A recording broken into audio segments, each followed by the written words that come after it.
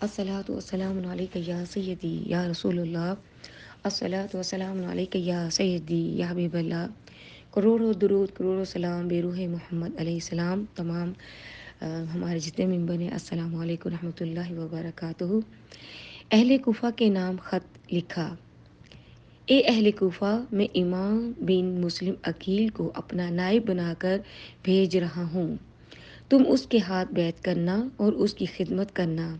یہ تمہارے حالات کا جائزہ لیں گے۔ اگر حالات تسلی بخش ہوں گے تو ان کے خط لکھنے پر میں آ جاؤں گا، اگر حالات بہتر نہ ہوئے تو یہ واپس آ جائیں گے۔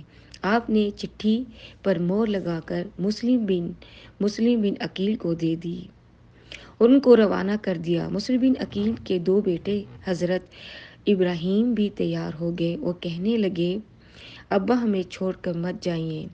حضرت مسلم بن عقیل نے اپنے بچوں کا دل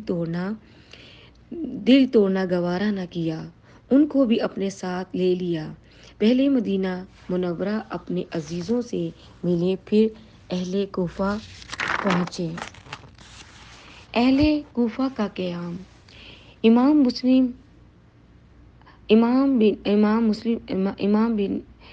مسلم بن عقیل کوفہ پہنچ گئے۔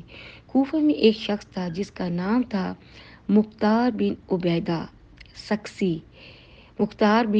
سقسی۔ وہ محب اہل بیت تھا۔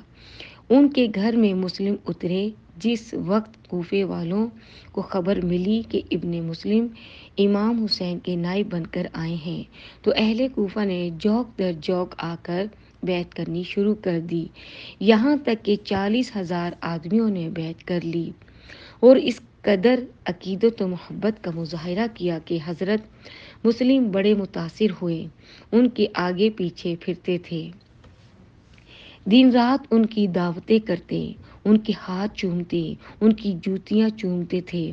جو محبت کا مظاہرہ کیا تو حضرت مسلم تو بڑے متاثر ہوئے۔ یہ لوگ تو امام پاک کے بہت عاشق ہیں اور بڑے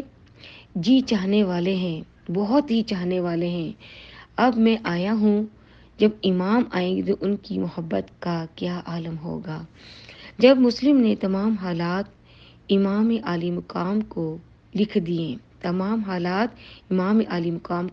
دیے کہ 40,000 نے بیعت کر لی ہے، میرے آگے پیچھے پھر رہے ہیں، بڑی خدمت کر رہے ہیں، ان کے دلوں میں آپ کی بہت محبت ہے۔